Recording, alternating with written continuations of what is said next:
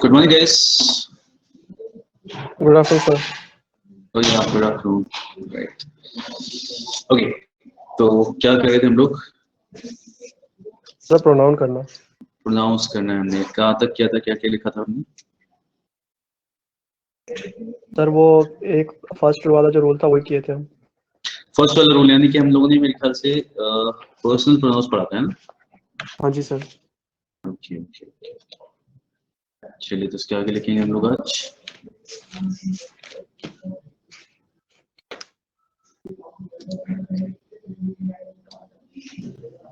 Okay, यानी कि next मैंने कुछ बताया था क्या करना शुरू करेंगे हम?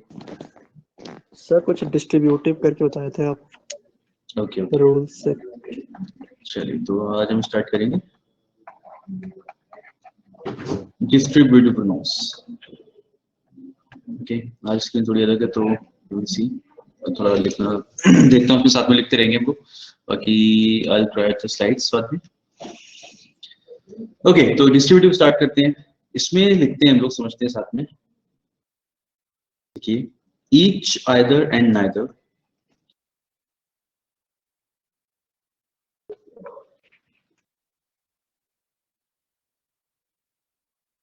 are called distributive pronouns। ठीक है, तो ये हमारे डिस्ट्रीब्यूटिव प्रोनाउंस होते हैं।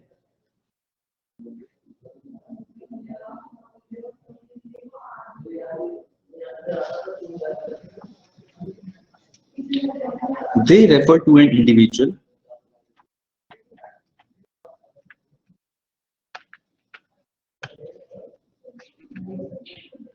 damn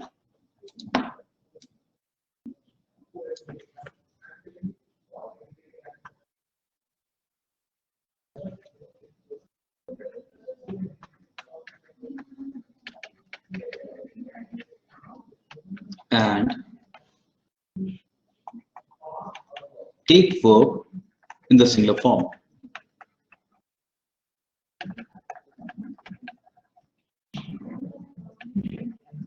ठीक है, तो ईच, आइदर, नाइदर जो होते हैं हमारे, दीज आर डिस्ट्रीब्यूटिव प्रोनाउंस। ठीक है, इसके साथ जो वर्ब लगता है, देखिए इसमें क्या लिखा है ना, तो ये हमेशा क्या करते हैं, एक इंडिविजुअल के बारे में बात करते हैं। They talk about an individual and always take verb in the singular form. और इसका जो वर्ब लगता है वो आपका हमेशा सिंगुलर फॉर्म में लगता है।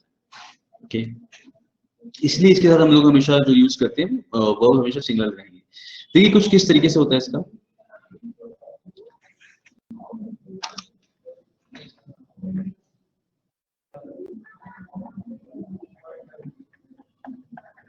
Each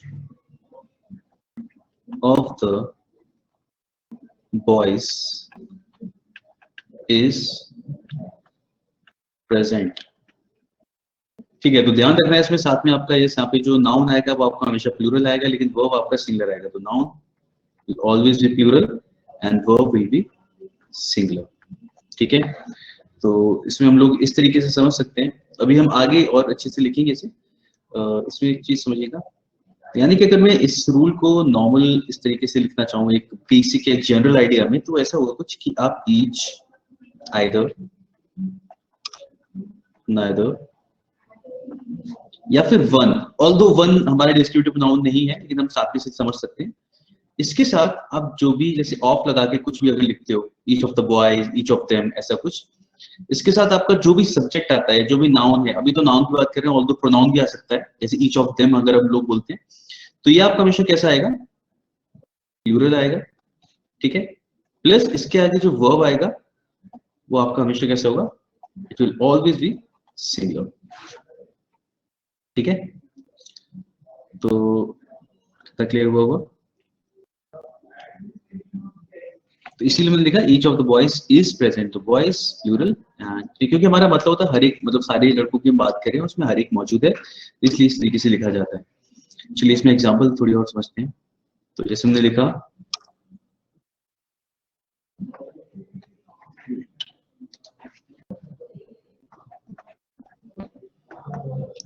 साथ में लिखते either of the boys is coming। क्या मतलब होगा इसका?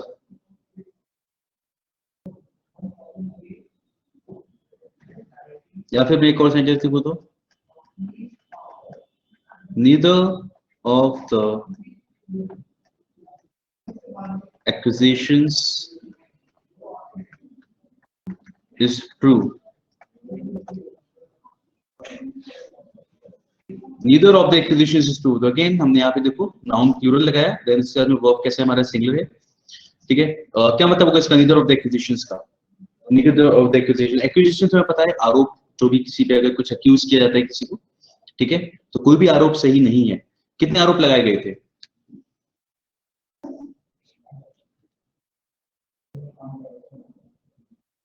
सर मतलब है कि कोई जितने भी आरोप लगाए गए थे उनमें से कोई भी सही नहीं है। कोई भी सही नहीं है, ठीक है। अब देखो यहाँ पे कॉन्सेप्ट आता है, ये वाली चीज समझने का कि जब हम लोग ईच यूज कर रहे थे, ठीक है, ईच जब भी ईच ऑफ द करके हम लोग यूज करते हैं, it is always used for more than two, ठीक है। Either is used for, it is used for two in the positive sense, ठीक है, ये हमेशा दो के लिए यूज होता है पॉजिटिव सेंस में। वेट सही से लिख देता हूं इसे मैं, ठीक है।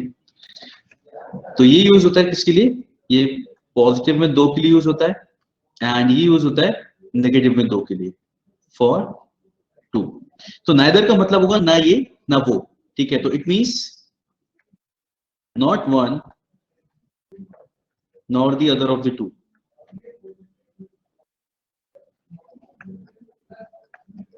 ठीक है। तो नाइदर जब भी इस तरीके से बोला जा रहा है, इसका मतलब ये होगा कि भाई ना ये वाला ना ही दोनों में से कोई सा, मतलब दोनों में से कोई, not one not the other of the two, नहीं पहला वाला ना ही दूसरा वाला, ये मतलब होता है हमारा नाइदर का, ठीक है। आइदर की जब भी हम बात करते हैं तो इट मींस दोनों में से कोई एक।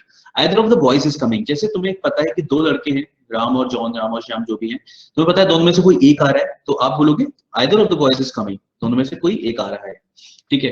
तो ये हमेशा आप दो के लिए यूज करते हो, और अगेन क्योंकि एक ही आ रहा है कोई सा, इसलिए यहाँ पे क्या लगाते हैं, वर्ब सिंगुलर लगाते हैं। तो ये हमारा मतलब होता है कि ये हम यूज तो करते हैं, इसका नाउन टू प्लूरल लगाते हैं, लेकिन जब भी आप आइदर यूज करोगे या फिर नाइदर यूज करोगे, तो आपको जो वर्ब होगा एक्चुअली क्या करता है, सिंगुलर एक एक की बात करता है, सिंगुलर को रिप्रेजेंट करता है, इसके साथ इसलिए इसके साथ आपका जो वर्ब आता है वो हमेशा सिंगुलर आता है। क्लियर हुआ? बात करते हुए चलो, मेरे को बताते हुए चलो, समझ में आ रहा है? Yes sir. ओके, सब क्या आ रहा है? चलो बढ़िया। अब देखो समझते हैं इसमें कि अगला खेल क्या है इस पे। तो ये तो हमने देखो देख लिया यार, ईच यूज होता है दो से ज्यादा के लिए, एंड आइदर यूज होता है दो के लिए, और नाइदर दो से कम के लिए, मतलब सॉरी दो से कम के लिए, नेगेटिव में दो के लिए, ठीक है, ना ये ना वो, आइदर मतलब या ये या वो। हाँ, अब देखो इसमें अब एक चीज आपने देख ली साथ में यार, नेगेटिव में दो से ज्यादा के लिए क्या यूज करते हैं?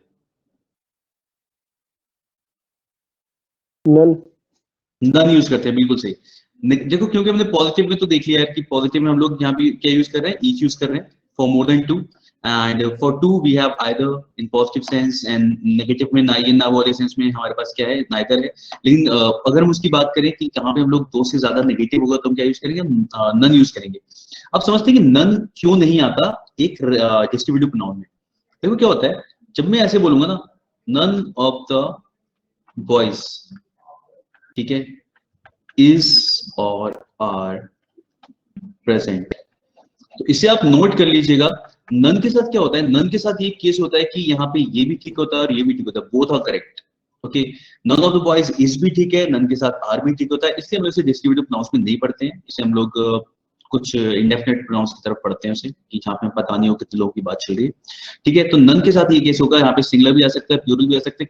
तो क्वेश्चन में कई बार क्या होता है, जैसे अगर कोई क्वेश्चन होगा उसमें मान लो इस तरीके से दिया हुआ है, ठीक है, मान लो आपसे एग्जाम में क्वेश्चन पूछा गया, कुछ भी इसके अंदर लिखा हुआ है, तो यहाँ पे आर लिख दिया गया। अब क्योंकि हम लोगों ने यार अभी ईच जैसे कुछ चीजें हम लोग पढ़ते हैं, तो कई बार हमें क्या होता है, हमें ऐसा ध्यान आता है कि यार यहाँ पे शायद इज लगा दें हम लोग तो ज्यादा अच्छा होगा। तो आपको ध्यान रखना है, यहाँ पे आर भी आ सकता है और इज भी आ सकता है, ठीक है। None of the boys are is both are correct, singular भी लगा सकते हो, प्लूरल भी सकते हो, none were present, none was present, सही रहेगा, ठीक है।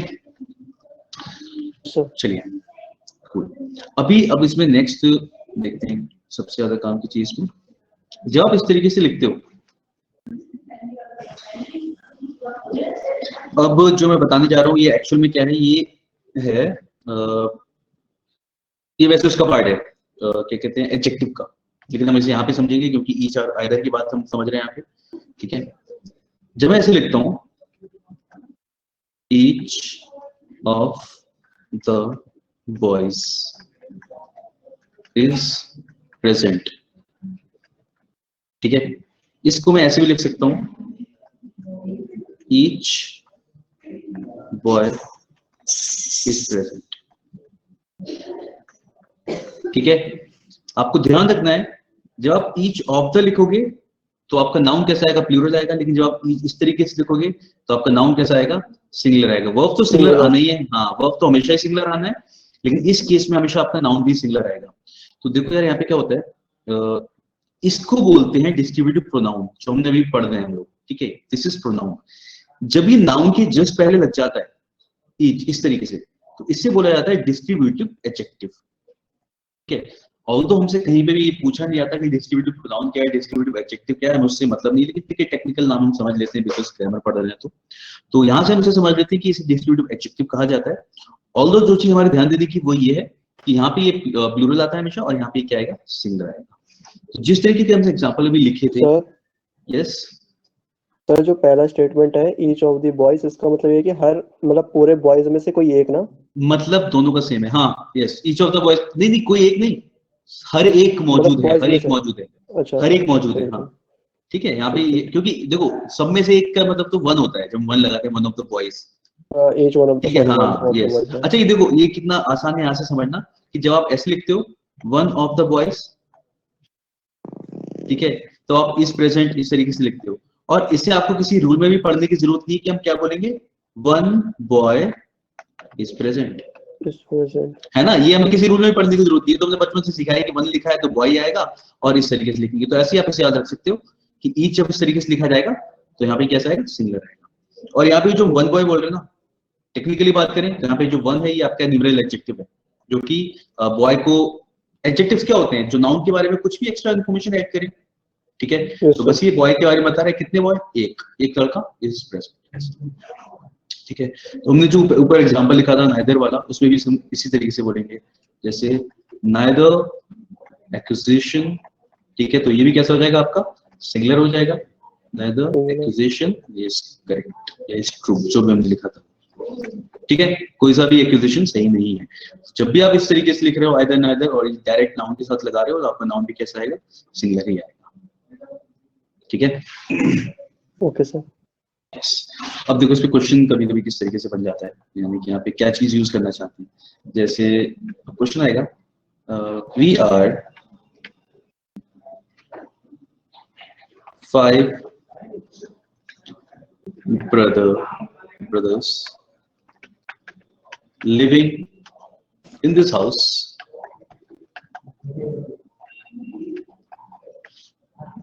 but neither of us is satisfied here। कि हम चार पांच भाई, जितने भी 5 भाई हम यहाँ पे रह रहे हैं, लेकिन कोई भी सेटिस्फाइड नहीं है, यहाँ पे मजा नहीं आ रहा घर में, नया घर लेना है, ऐसा कुछ है, ठीक है। ऐसे लास्ट में आपको नोएडा दे रखा होगा, ठीक है, बीच में वही सेंटेंस को डिवाइड कर दिया होगा 4 पार्ट में। तो यस इस तरीके से क्वेश्चन पूछा जाएगा। तो क्या एरर होगा इसमें,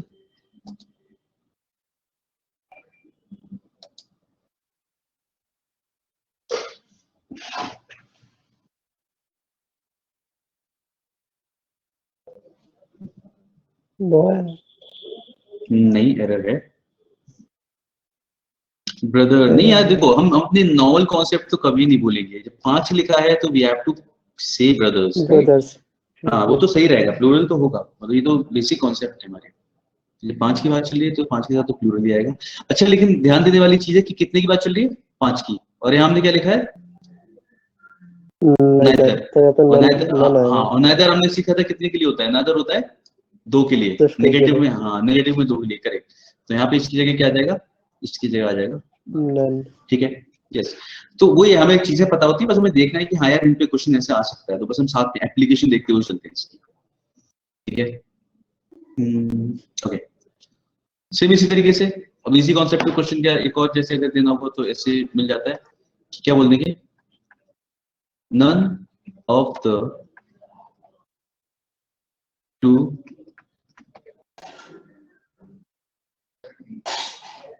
principles is looking after his college well.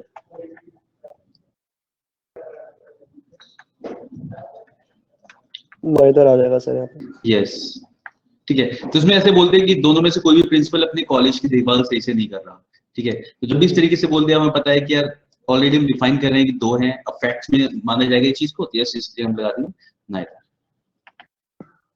ठीक है। तो इस तरीके से आते हैं। हाँ, तो रूल्स बस ये वाले हैं, बस हमें ध्यान रखना है कि यार क्वेश्चन में जब पूछा जाए तो हम उस चीज को सही से आंसर करें, ठीक है। चलिए अब इसमें मैं आपको बताता हूँ कुछ एक दो चीजें और। एक आता है कॉन्सेप्ट रेसिप्रोकल प्रोनाउन का।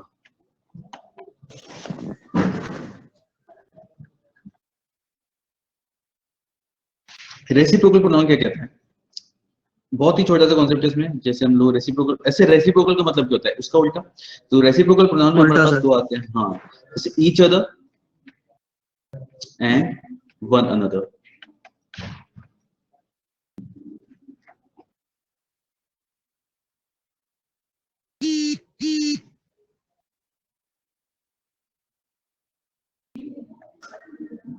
ठीक है, ईच अदर यूज होता है दो के लिए, वन अनदर यूज होता है दो से ज्यादा के लिए। ये कॉन्सेप्ट है, ठीक है। तो ईच अदर हम दो के लिए यूज करेंगे, वन अनदर दो से ज्यादा के लिए। ऑल्दो कॉमन पार्लेंस में लोग बोलने के अंदर ईच अदर सब जगह यूज करने लग गए हैं, लेकिन जो एसएससी है या फिर रैंकिंग है, जो एग्जामिनेशन हमारे, वो इसी कॉन्सेप्ट में है। वो मतलब उसमें चेकिंग इसी कॉन्सेप्ट होती है कि ईच अदर दो के लिए यूज किया जाता है और वन अनदर दो से ज्यादा के लिए, ठीक है।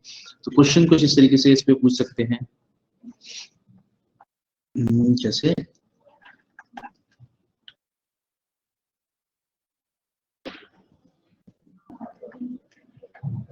the four brothers are at daggers drawn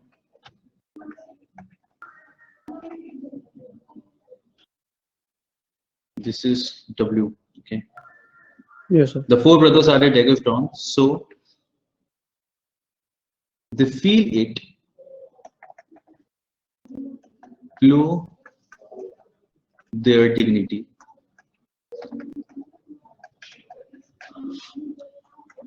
to talk to each other, ठीक है। बस ऐसे ही लास्ट में आ जाएगा, हाँ लास्ट में आ जाता है नो एरर, इस तरीके से लिखा होगा, ठीक है। बस उसी टाइम पे हम लोगों को ये चीज ध्यान देनी है कि यार बात क्या चल गई कि चार भाई जो हैं, चार हैं पांच जितने भी हैं, ठीक है, चार भाई they are at daggers drawn। daggers drawn का मतलब क्या होता है? This is a phrase, idiom है ये। तो इसकी बात करते हैं हम लोग। तो इसका मतलब होता है daggers drawn, जो बोलते हैं डैगर का मतलब एक्चुअल में होता है डैगर, खंजर या तलवार को बोलते हैं, ठीक है, डैगर। तो daggers drawn जो हिंदी में मुहावरा है ना, तलवारें खिंच जाना, दुश्मनी हो जाना, कि उनके बीच में तलवारें खिंच गई हैं, उनकी दुश्मनी हो गई है। तो हिंदी में जो मुहावरा है वो उसी का यही ऑलमोस्ट ये। तो द फोर ब्रदर्स लिखा ही नहीं मैंने, ठीक है, यहाँ पे ब्रदर्स होगा, वो बोलते में ही रहेंगे। हाँ बोलते में रहेगा, ठीक है। The four brothers are at daggers drawn, so they feel it below their dignity to talk to each other, ठीक है। तो जो चार भाई उनके बीच में तलवारें खिंच गई, मतलब उनके बीच में दुश्मनी है, so they feel it below their dignity, यानी अपनी शान के खिलाफ समझते एक दूसरे से बात करना। तो बस यहाँ ध्यान देना है, इस चार की बात की तो हमने क्या हो जाएगा यहाँ पे वन अनदर हो जाएगा, वन अनदर हो जाएगा, यस, मोर देन टू, ठीक है। तो हाँ यस, तो मतलब ये है कि क्वेश्चन बहुत इजी है, बस ये कि उस टाइम पे क्लिक करना चाहिए। तो जो हम प्रैक्टिस करते हैं, जो हम लोग बार बार रूल्स को देखने का, क्वेश्चंस को देखने का जो कॉन्सेप्ट है, वो इसलिए होता है कि चीजें हमें याद आ जाए। चीजें मुश्किल नहीं है, बस चीजें थोड़ी सी ज्यादा है, तो बस प्रैक्टिस करते रहना चाहिए, बस इतना है, ठीक है। सर यस सर, ये जो भी कंसेप्ट आप पढ़ा रहे हैं, तो सर मतलब जो क्वेश्चन, तो सर जो कंसेप्ट मतलब हम पढ़ रहे हैं, तो लास्ट में सर इसके ऊपर क्वेश्चंस प्रैक्टिस करेंगे या मतलब सर ऐसे बीच में करते हुए चलेंगे? नहीं, ये तो साथ में मैंने यहाँ पे तो बस आपको थोड़ा थोड़ा बताते चल रहा हूँ, बाद में तो प्रैक्टिस करेंगे इसमें ज्यादा से क्वेश्चंस। हाँ, लाइक जैसे वो होता है नंबर ऑफ क्वेश्चन प्रैक्टिस करेंगे, है ना सर? हाँ 40-50 जैसे ना, कि जैसे हम लोग साथ में जो लिखते आ रहे हैं वो तो ऐसा है कि मैं आपको बता रहा हूँ कि इस पे देखो क्वेश्चन इस तरीके से आ जाता है, ठीक है। और जैसे और जो हाँ ये क्वेश्चन इस तरीके से एग्जाम में मिल जाता है, लास्ट में हम मिसलीनियस करेंगे ना। मान लो अभी आला है कि अभी तो देख लिया, इसमें तो मेरे को लग रहा है कि दिमाग लगाने की जरूरत पड़ ही नहीं रही है, क्योंकि हम सीधे सीधे एक रूल पढ़ रहे हैं और जिसमें मैंने बता दिया कि चार है तो हमें तो सीधा ध्यान इस पे जाएगा ही जाएगा। लास्ट में हम लोग करेंगे मिसलीनियस क्वेश्चन, जहाँ पे बहुत सारे क्वेश्चन इसी तरीके के होंगे, तो वहाँ पे थोड़ा दिमाग चलाना पड़ेगा कि जो रूल्स हमने पढ़े उन सबका एप्लीकेशन यहाँ पे साथ में लगाना, तो वो तो Okay, करेंगे हम लोग, नो वरीज। अच्छा, साथ में मैं एक चीज और बताना चाहूंगा यहाँ पे, हम लोग जो पढ़ ही रहे थे, तो यहाँ पे हम लोग देखते हैं difference between each and every. ये बस हमें अपना कॉन्सेप्ट क्लियर करने के लिए पता चलना चाहिए, ठीक है। तो डिफरेंस बिटवीन ईच और एवरी के बीच में क्या डिफरेंस होता है। अच्छा, एवरी के साथ में वर्ब कैसा आता है पता है ना हमें? जैसे बस मैं पूछ रहा हूँ अभी, every person should respect his या देयर पेरेंट्स, या एल्डर्स लिखना चाहिए, पेरेंट्स थोड़ा सही बना है।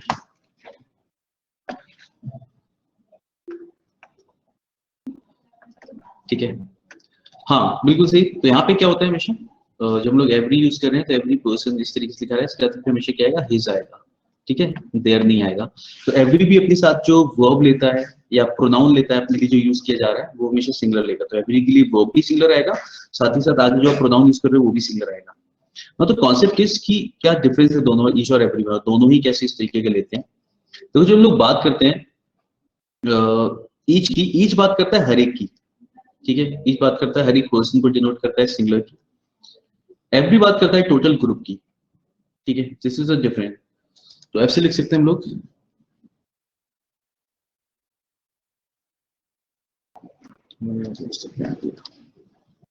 तो each refers to an individual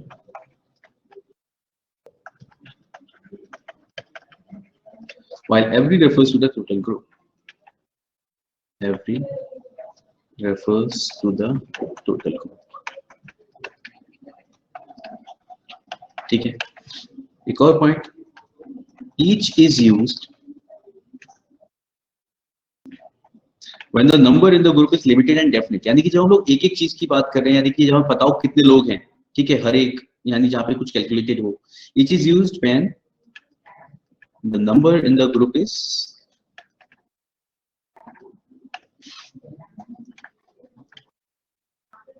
limited and definite,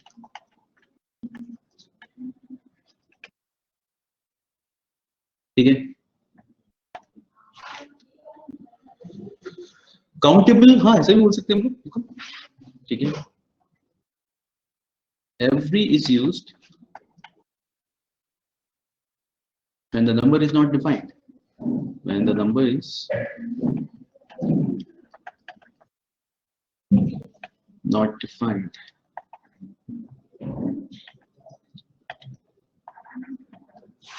देखो काउंटेबल के साथ तो यूज करते हैं हम लोग इन्हें, क्योंकि ऑफ कोर्स हम लोग प्लूरल और सिंगुलर की बात कर रहे हैं, इसके साथ में आगे जो भी नाउन आता है वो प्लूरल आता है। काउंटेबल ही प्लूरल आ सकता है, अनकाउंटेबल को तो हम प्लूरल लिखते ही नहीं, ठीक है।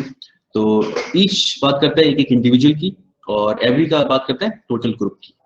ईच हम यूज करते हैं जब जो भी नंबर है वो आपका कैसा हो, लिमिटेड और डेफिनेट। तो और एवरी यूज करते हैं जब नंबर हमारा डिफाइंड नहीं होता है, इंडेफिनेट होता है। इंडेफिनेट भी लिख सकते हैं, उसके लिए हम लोग एग्जांपल से समझते हैं। जैसे अगर मैं बोलता हूँ 5 boys were seated on each bench, ठीक है। क्या मतलब होगा इसका, कि हर एक सीट पे 5 लोग बिठाए गए, तो 5 boys were seated on each bench। इसका मतलब कुछ ना कुछ कैलकुलेटर से चल रहा है, ठीक है। तो हम उसके साथ ये लगाते हैं, अगर आप किसी हॉल में पहुंचते हो, किसी बड़े से ऑडिटोरियम में, और आपको पता है वहां पे मतलब सारी सीट भर गई हैं, आपको नहीं पता वहां पे कितनी सीट्स हैं, तो उस टाइम पे आप बोलोगे वहां पे जाके कि एवरी सीट वाज टेकन, ठीक है। जहां पे हमें नहीं पता है कि कितनी चीजें हैं, जहां हम सबको एक साथ में रेफर कर रहे हैं, तो वहां पे हम यूज करते हैं। देखो एवरी कुछ कुछ काम करता है काउंट उसकी तरह, जैसे हम कलेक्टिव नाउन बोलते हैं ना, टोटल ग्रुप को एक सिंगुलर ले लिया हम लोगों ने। एवरी कुछ कुछ उस कॉन्सेप्ट पे काम करता है कि जहां पे आप एक ग्रुप को सिंगुलर मान रहे हो, और ईच बात करता है हर एक इंडिविजुअल की जो उस ग्रुप के अंदर है।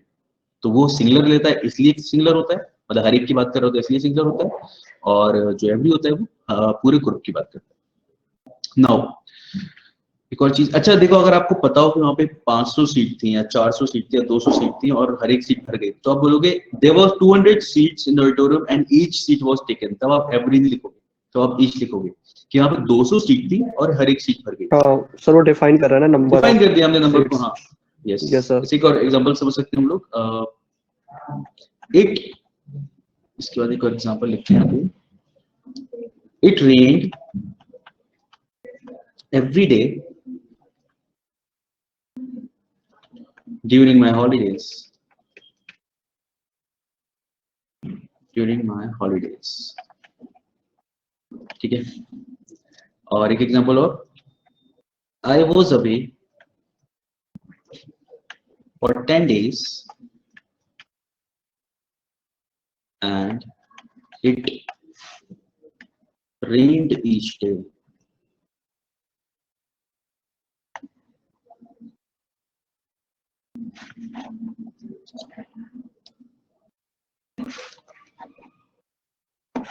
ठीक है, and it rained each day. तो बस ये सिंपल यहाँ पे जब आप बता रहे हो कि आप हर दिन बारिश हुई हॉलीडेज के दौरान, कितने दिन के लिए गए थे नहीं पता, लेकिन यहाँ पे आपने बोला कि 10 दिन के लिए मैं गया था और हर एक दिन बारिश हुई। ठीक है, तो बस ये वो चीज है मोस्टली आपकी राइटिंग में हेल्प कर सकती है। इफ यू आर राइटिंग और you are little bit confuse कि व्हेन टू यूज ईच और एवरी, तो वहां पे आप खुद को श्योर कर सकते हो कि हाँ ऐसे ऐसे करके हम यूज करेंगे। तो I hope this is clear. ठीक है, तो दिस वाज आवर तो ये तो हमारा डिस्ट्रीब्यूटिव नाउन्स। ठीक है, तो ईच और आइदर को हम लोग इस तरीके से यूज करने वाले हैं। ईच होता है दो से ज्यादा के लिए, एंड आइदर और नाइदर दो के लिए। बाकी ईच और उसमें हम लोग डिफरेंस समझ गए। बाकी रेसिप्रोकल प्रोनाउन ईच अदर दो के लिए, and one other for more than two. ठीक है, तो क्लियर है सबके लिए? आगे बढ़। Yes sir. कोई भी सवाल हो किसी के दिमाग में तो आप साथ में पूछ सकते हो, बाकी we will move ahead.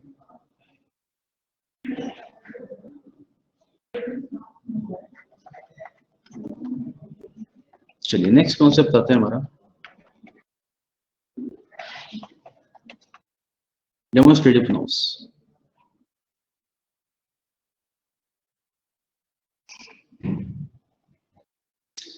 Demonstrative pronounce क्या होते हैं? दिस, दैट,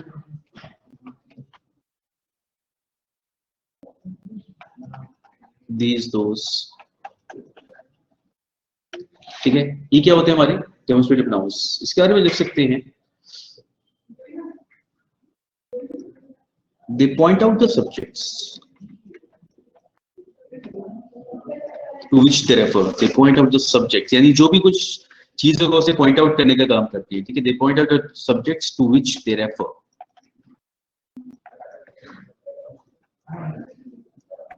तो एक तो इनका ये पुराना यूज है जो हमें पता है कि हम लोग जो छोटी क्लासेस में पढ़ते थे, this is something and that is something. This कोई भी चीज होती थी जो पास में है, एंड दैट कोई भी चीज जो दूर होती थी। ठीक है, this is a chair, that is a tree. ठीक है, और इसी का प्लूरल होता था, मतलब दिस का plural is these and that का प्लूरल इज दोस। ठीक है, या तो अभी हम लोग जब बात करते हैं पॉइंट आउट करने का कि I am talking about this person, I am talking about that thing, तो ये तो हो गया पॉइंट आउट करने का। तो ये तो जो बचपन का यूज था वो तो वही है, बहुत ईजी है। ठीक है, नेक्स्ट यूज जो दीज और दोस का या फिर दैट और दोस का आता है, यानी डेमोन्स्ट्रेटिव प्रोनाउन का जिस पे क्वेश्चंस आते हैं वो कुछ इस तरीके से है। इस पे लिखेंगे हम लोग कि दैट अपने प्लूरल के साथ क्या करता है, that with its plural those. दैट का प्लूरल क्या हो गया? दोस। ठीक है, तो दैट अपने प्लूरल दोस के साथ क्या काम करता है? It is used to avoid repetition of a noun. तो इसमें लिख सकते हैं that with its plural those is used to avoid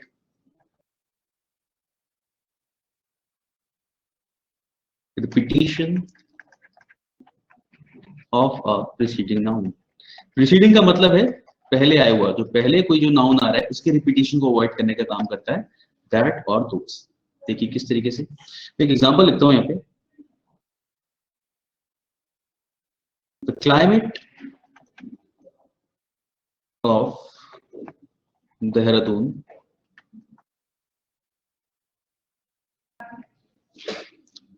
is better than Delhi।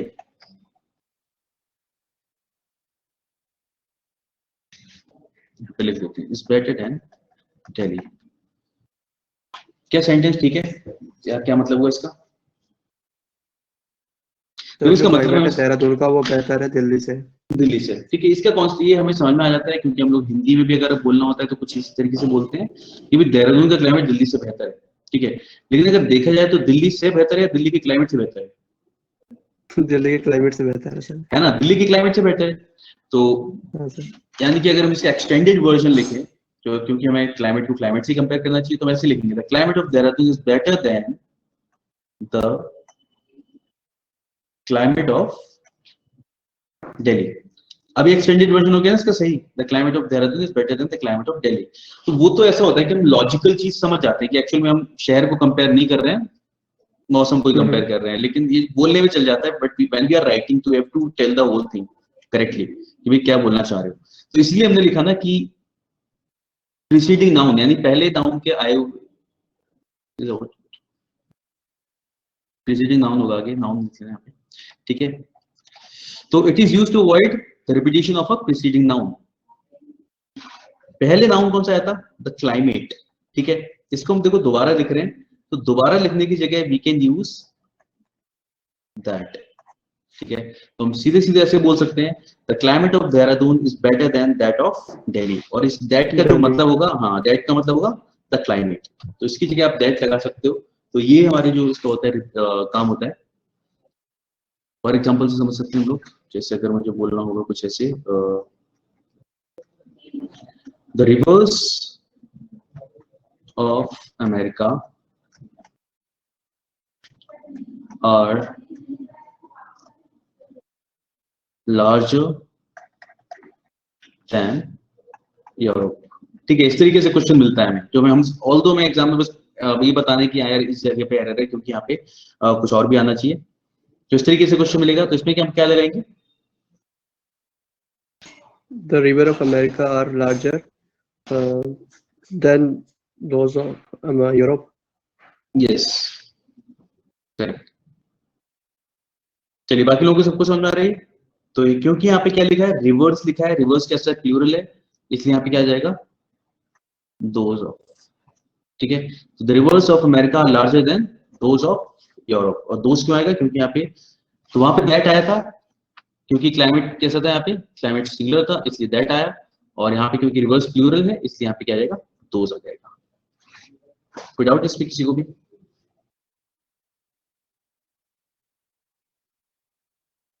बाकी सब लोगों को भी क्लियर है, nobody is speaking here. Clear sir. चलो चलो कूल, चलिए नाइस अवनीत ऋषभ, चलो बढ़िया आगे बढ़ते हैं फिर। तो इस देखो इस पे इसी तरीके के क्वेश्चन मिलते हैं ज्यादातर हमें, ठीक है, एग्जाम में।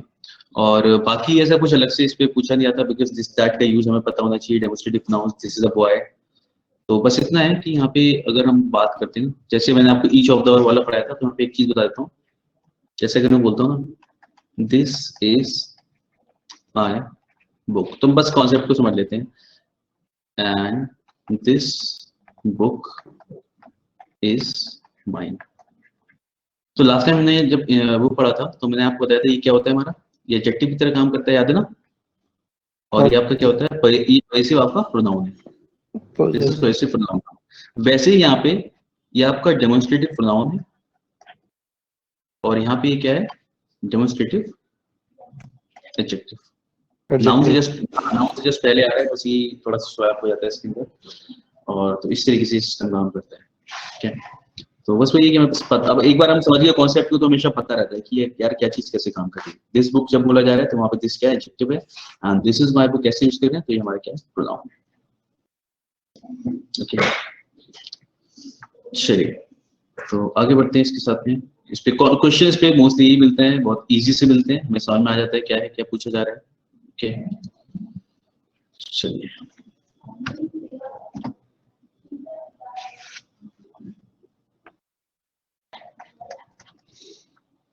नेक्स्ट कॉन्सेप्ट आता है हमारे पास,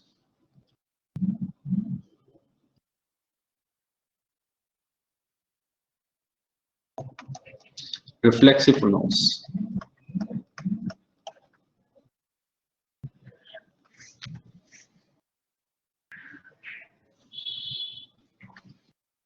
रिफ्लेक्सिव प्रोनाउंस क्या होते हैं, myself, ourselves,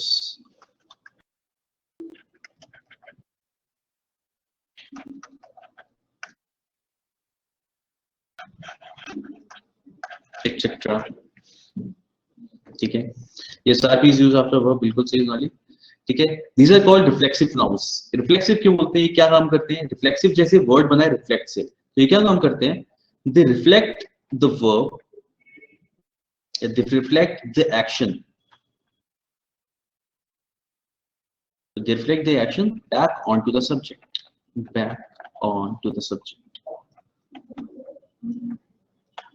ठीक है, तो कुछ कई बार ऐसा होता है कि हमें कोई बात बोलनी होती है एंड वो बात हम बस अपने बारे में कह रहे होते हैं, तो इनको यूज किया जाता है किस तरीके से? जैसे अगर मैं बोलता हूं आई हर्ट, ठीक है, इसका मतलब हो गया कि मैंने हर्ट किया। Now without writing the object I can't tell कि किसको हर्ट किया मैंने। ठीक है, और जब भी मैंने खुद को हर्ट किया होगा तो मैं कैसे बोलूंगा? आई हर्ट माई सेल्फ। ठीक है, तो ये जो माई सेल्फ है, this is your reflexive pronoun. ये रिफ्लेक्सिव प्रोनाउन है और ये क्या करता है? ये एक्शन को, जैसे आपने जब बोला ना आई हर्ट, तो यहाँ से आपके समझ में नहीं आ रहा था केवल इतने से, जब आपने माई सेल्फ लगाया तब पता चला कि आपने खुद को हर्ट कर लिया। ठीक है, तो ये क्या करता है? ये एक्शन को रिफ्लेक्ट करता है वापस से सब्जेक्ट की तरफ, that's why it is called reflexive pronoun. और साथ ही साथ ये क्या कर रहा है? ये इस वर्ब के ऑब्जेक्ट का भी काम कर रहा है ना, इस वर्ब के ऑब्जेक्ट के काम कर रहा है, तो हम साथ में यहाँ पे लिख सकते हैं। तो they reflect the action back on to the subject and also act as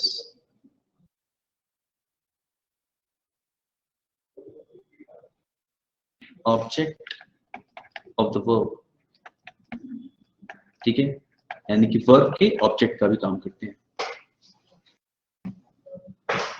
ठीक है, तो ये हो गया सिंपल से इसमें कि ये क्या करते हैं? एक्शन को रिफ्लेक्ट करते हैं सब्जेक्ट की तरफ, साथ ही साथ वर्ब के ऑब्जेक्ट का काम करते हैं। तो ना इनको लगाना कहाँ कहाँ जरूरी होता है, जरा वो समझते हैं। तो जब भी आपको कुछ बात इस तरीके की बोलनी होती है, जैसे जहां पे हमें इसका यूज समझ में आ जाता है, वो देखो कुछ इस तरीके के यूज होते हैं जहां पे हमें बिना किसी चीज के हमें समझ में आ जाएगा कि he killed what, he killed what, he killed nothing. यानी कि मैं इस वर्ब को विदाउट सब्जेक्ट के साथ मैं ही किल्ड लिख रहा हूँ, लेकिन बिना ऑब्जेक्ट के मेरे को समझ में नहीं आएगा कि उसने खुद को मारा या किसको मारा है। तो ही किल्ड हिम, अगर उसने किसी सामने वाले दूसरे इंसान को मारा है, किसी तीसरे इंसान को, तो ही किल्ड हिम बोलेंगे। और अगर उसने खुद को मारा, खुद की जान ली, तो ही किल्ड हिमसेल्फ। ठीक है, तो ये करता है यहाँ पे इसका काम। तो this is called reflexive pronoun. Now अब समझते हैं कि कुछ जगह होती है जहां पे इन्हें लगाना ही पड़ता है। जैसे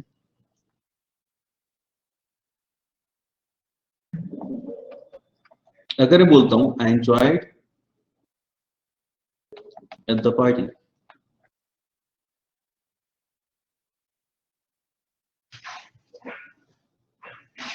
I enjoyed at the party.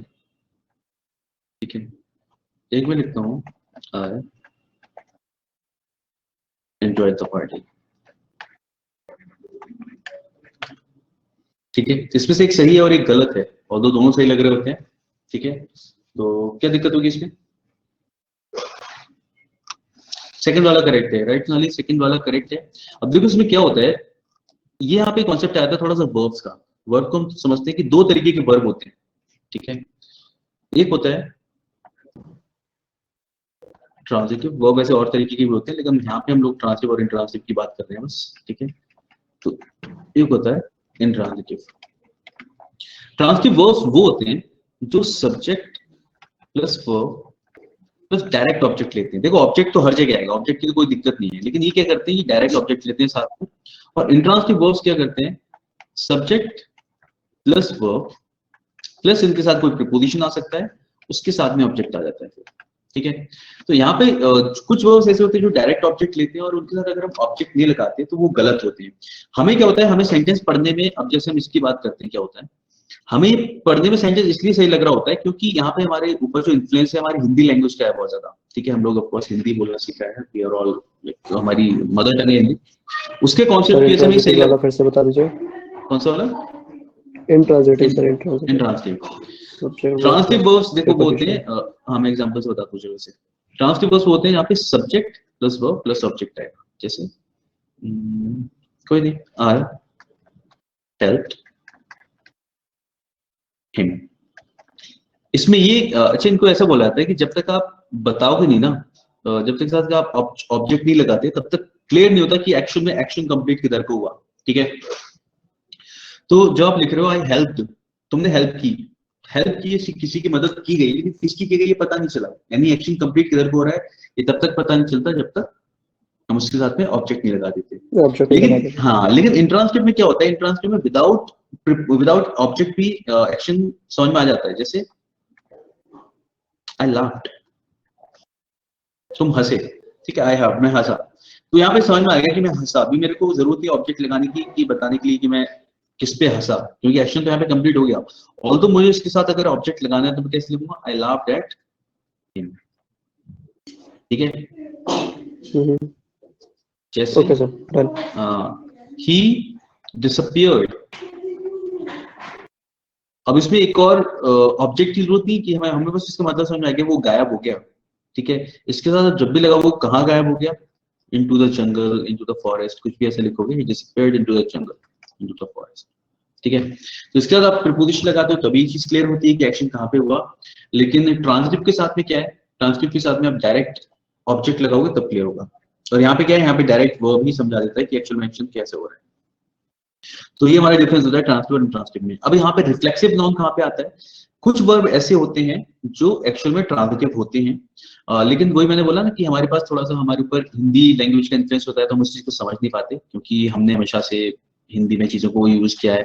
In fact ये कुछ ऐसे वर्ड होते हैं ना जिन्हें हम हिंदी के साथ मिक्स करके एंजॉय कर लेते हैं, एंजॉय लेते, मिक्स करके यूज कर लेते हैं, ठीक है। जैसे कि हमने वहां पे एंजॉय किया, वहां पे ऐसा हुआ, ठीक है, तो इस तरीके से यूज करते हैं तो हम इस कॉन्सेप्ट को समझ नहीं पाते। लेकिन एंजॉय क्या है, रिफ्लेक्सिव नाउन है। रिफ्लेक्सिव का मतलब है कि एंजॉय के साथ डायरेक्ट ऑब्जेक्ट लगना चाहिए, ठीक है। आई एंजॉयड द पार्टी, तो यहाँ पे आपका ये रहा सब्जेक्ट, ये रहा वर्ब और ये रहा ऑब्जेक्ट। लेकिन यहाँ पे आपका क्या है, यहाँ पे आपके वर्ब आ रहा है और साथ क्या आ रहा है, प्रीपोजिशन आ रहा है। तो इसको आप क्या करोगे, I enjoyed my self at the party. Although आप लोगों ने बहुत बार सुना होगा, जब लोग सामने वाले से बोल रहे होते हैं तो बोलते हैं एंजॉय योरसेल्फ, सुना है ना।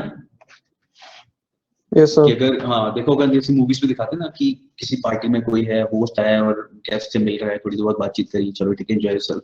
या फिर अच्छे रेस्टोरेंट में जब जाते हैं, ठीक है, तो वहाँ पे वेटर भी कुछ सर्व करिएगा, sir enjoy food, enjoy dinner, या फिर एंजॉय योरसेल्फ। तो ये तब यूज किया जाता है, ठीक है। सिंगल से एक ही आदमी तो एंजॉय सेल्फ बोल देते हैं, दो तीन लोग एंजॉय सेल्फ बोल देते हैं, वो डिपेंड करता है सिचुएशन पे भी, ठीक है। तो एंजॉय सेल्फ आ जाता है। तो यहाँ पे वाली चीज है कि हमें पता होना चाहिए वर्ब ऐसा है कि इसको ऐसे यूज करेंगे तो हमें यहाँ बताओगे यहाँ पे क्या एंजॉय किया, या तो आपने बोल दिया आई एंजॉयड माई सेल्फ, या फिर आप बोल देते हैं enjoyed the music at the party. तो बेसिकली बस इसके बाद क्या आएगा, ऑब्जेक्ट आएगा। तो जैसे इस पे क्वेश्चन इस पे पूछा गया था, कुछ इस तरीके से था, आई enjoyed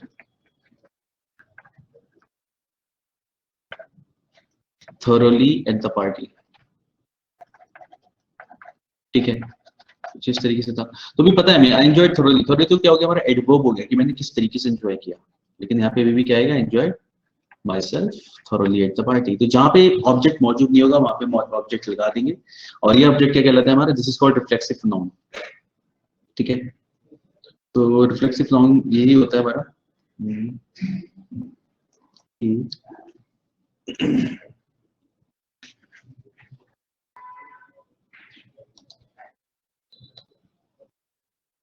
अच्छा देखो, रिफ्लेक्सिव प्रोनाउन को समझना, अगर मुझे ऐसे यूज करना है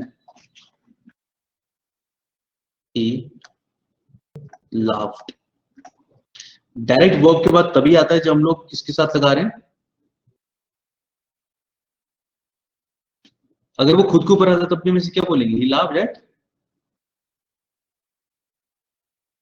समझ में आ गई, he laughed at himself। हाँ, तो ये रिफ्लेक्स, यहाँ पे भी हम लोग इसे रिफ्लेक्सिव की तरह ही यूज कर रहे हैं, he laughed at himself।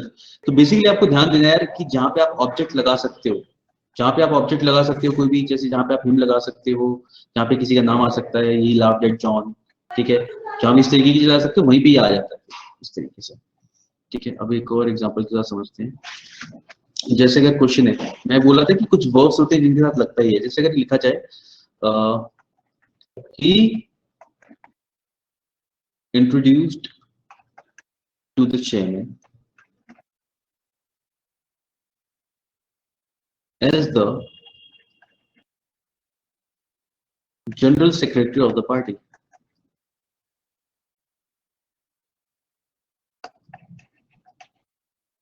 ठीक है, कुछ इस तरीके से क्वेश्चन होगा। लास्ट में लिखा है नो एरर, क्या हो जाएगा इसमें? himself, he introduced हाँ, himself. he introduced himself। तो पता चल रहा है कि क्या होगा, he introduced himself, उसने खुद को इंट्रोड्यूस किया चेयरमैन के सामने। ठीक है, तो ये वो वर्ब्स होते हैं जिनके साथ आप ऑब्जेक्ट लगाते ही हो, और क्योंकि हम इन्हें हमेशा से यूज करते हैं तो अलग से सब ध्यान नहीं जाता। लेकिन हाँ, अब हमें ध्यान चाहेगा कि जिस वर्ब के साथ हम डायरेक्ट ऑब्जेक्ट लगा रहे हैं वो हमारे ट्रांसटिव होते हैं, और अगर वहां पे ऑब्जेक्ट मौजूद नहीं है तो हम रिफ्लेक्सिव वहां पे लगा देते हैं। तो he introduce himself to the chairman as the general secretary of the party. अब सिंपल सी चीज है, अगर तुम हो जनरल सेक्रेटरी पार्टी के और उसे तुम्हें इंट्रोड्यूस कराना है तो क्या बोलेगा, ही इंट्रोड्यूस मी। अगर वो मुझे इंट्रोड्यूस करवा रहा है तो मैं बोलूंगा he introduce me to the chairman, और अगर वो खुद को करवा रहा है तो ही इंट्रोड्यूस हिमसेल्फ। तो बेसिकली यहाँ पे क्या आएगा, ऑब्जेक्ट आएगा कोई भी जो भी हम लगाना चाहें। ठीक है, तो these are called reflexive pronouns. अब सवाल आता है कि हमें पता कैसे चलेगा कौन कौन से वर्ब्स के साथ ये लगता है। तो बस सीधी सी चीजें, जितने ज्यादा हम लोग क्वेश्चंस पढ़ते जाएंगे उसमें लगेगा, तो उस मतलब हम सीखते जाएंगे कि कहाँ यूज करना है। ठीक है, एग्जाम्पल देख लेते हैं कुछ। जैसे वर्ड होता है अवेल।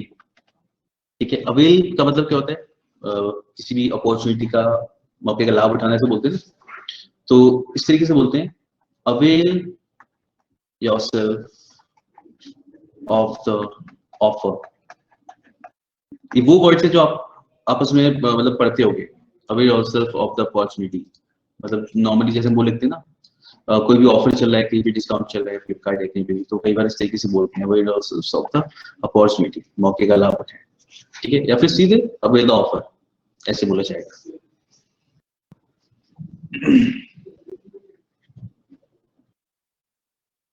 समझ आ गई?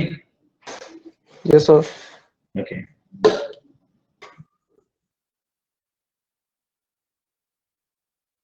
चलिए आगे बढ़ जाए।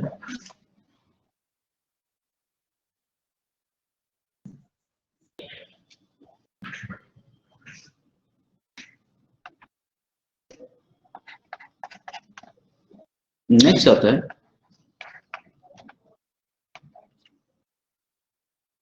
Emphatic pronoun.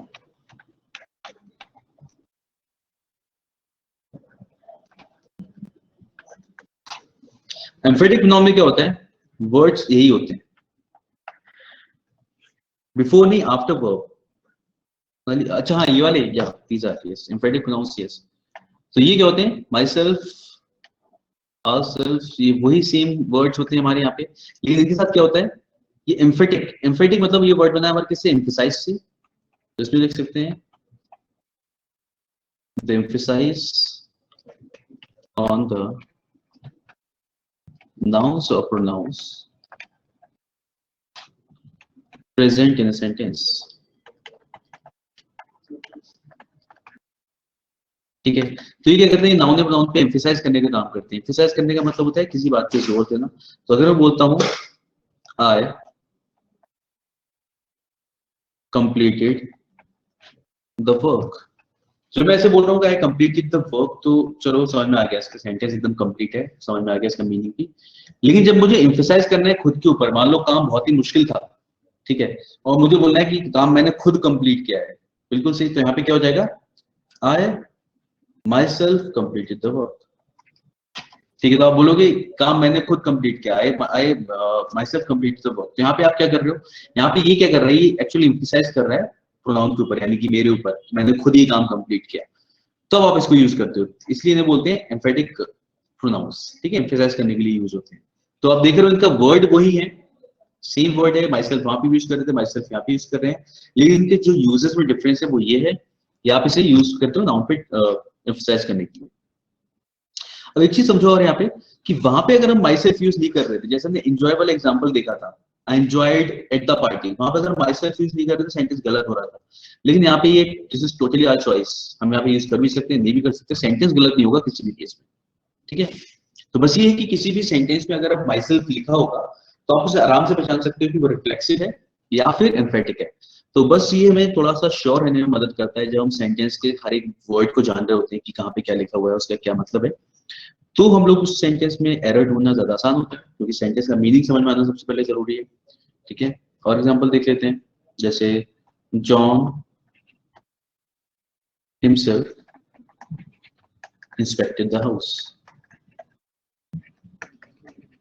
ठीक है, तो बस ये हाउस, ठीक है, तो बस ये हम लोग यूज करते हैं बस अपनी बात को ज्यादा अच्छे से बोलने के लिए, और इसमें ऐसा कुछ नहीं होता। जैसे अगर मैं लिखता हूँ the town is not very large. जैसे अगर तुम किसी शहर में गए हो, मे बी कोई छोटा शहर है जहाँ पे तुम बोल रहे हो शहर में कुछ कोई बहुत बड़ा मॉल नहीं है, तो एक होता है तरीका बोलने का, या शहर खुद ही कितना बड़ा है। ठीक है, शहर खुद ही कितना बड़ा है, उसको हम इस तरीके से बोलेंगे। तो क्या लगाएंगे यहाँ पे, द टाउन, करेक्ट श्रुतिका, यहाँ पे क्या हो जाएगा, the town itself is not very large, right. तो टाउन के लिए हम क्या लगा लेंगे, इटसेल्फ लगा लेंगे, बिल्कुल सही। The town itself is not very large. तो इस तरीके से आप इसे यूज करते हो इस कॉन्सेप्ट, ठीक है, समझ में आ गया ये। अब मैं एक चीज यूज करता हूँ, एक सवाल पूछता हूँ, ये अलग तरीके का सेंटेंस है, सबको समझ में आ रहा है, तो यहाँ पे एक चीज बात कर सकते हैं। जैसे अगर मैं बोलता हूँ we saw the prime minister himself,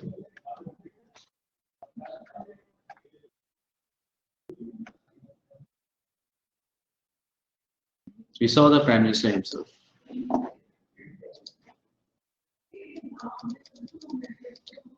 sentence correct है, इनफैक्ट ये क्वेश्चन नहीं है, ये केवल एक स्टेटमेंट है, मुझे इसका मतलब जानना है। ये सेंटेंस समझ में आ रहा है ना।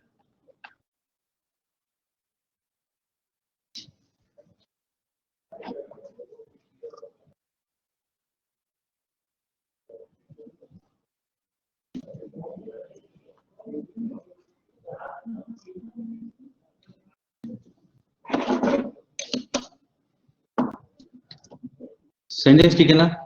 यहाँ पे हिमसेल्फ का काम बताओ क्या है,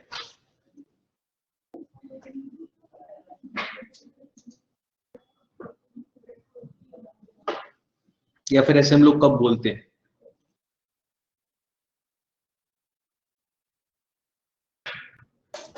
मतलब सर हमने खुद की आंखों से प्राइम मिनिस्टर को देखा।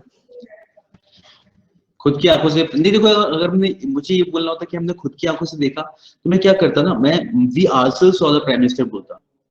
ठीक है, यहाँ पे हम लोग एम्फसाइज करना चाह रहे हैं, यहाँ पे जो यूज कर रहे हैं हिमसेल्फ, एम्फसाइज कर रहा है किसके ऊपर, प्राइम मिनिस्टर के ऊपर ही। क्यों, जब आप ऐसे बोलते हो ना हमने स्वयं प्रधानमंत्री को देखा, तो वो स्वयं हमारे लिए नहीं होता, वो होता है उस पर्सनालिटी के लिए।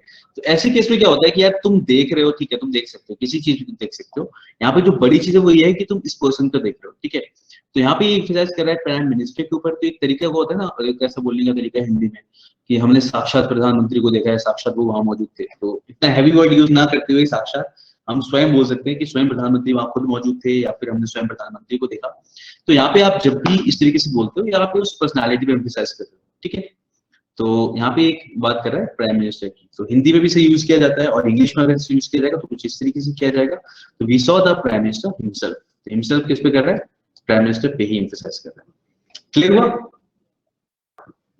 ये आपको हाँ, क्योंकि आपको पढ़ने को मिलता है। बस ये कि मान लो अगर ऐसे कोई सेंटेंस दिख जाए तो हमारी समझ में आना चाहिए बस कि यार एक्चुअली वहाँ पे आवर नहीं लगाना चाह रहे हैं, अगर हम वहाँ पे हिमसेल्फ भी लगा रहे हैं तो वो एक्चुअली में इनके लिए यूज किया जा रहा है। तो ऐसा हम गलती नहीं करेंगे कि हम ये बोले कि वी यूज किया है तो आवर लगाना चाहिए। ठीक है, तो बस ये था इसके अंदर। तो ये था हमारा रिफ्लेक्सिव एंड एम्फेटिक। इसको थोड़ा सा और कुछ एग्जांपल के साथ भी हम समझ लेंगे नेक्स्ट क्लास में। आज के लिए आई गेस इतना रखना होगा हमें, और बाकी एक बार पढ़ के देखिएगा, एक बार जो भी कुछ हमने पढ़ा है उसे रिवाइज करते रहा करो साथ में, और फिर हम क्वेश्चन भी देखेंगे। Thank you guys. और नेक्स्ट टाइम बात करेंगे, कुछ लोग यूज करते हैं, तो माइसेल्फ से थोड़ा सा इसके क्वेश्चन से शुरू करेंगे नेक्स्ट टाइम बात करना। ठीक है, चलिए। Self and himself can be used in same sentence. It depends कि हम लोग कौन से नाउन पे यूज करने वाले हैं। अगर उसमें नाउन्स उस तरीके के हैं तो हम यूज कर सकते हैं बिल्कुल।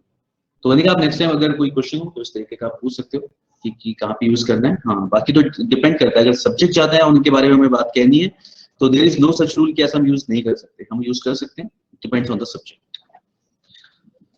चलिए गाइस, थैंक यू, मिलते हैं फिर नेक्स्ट क्लास में। ओके।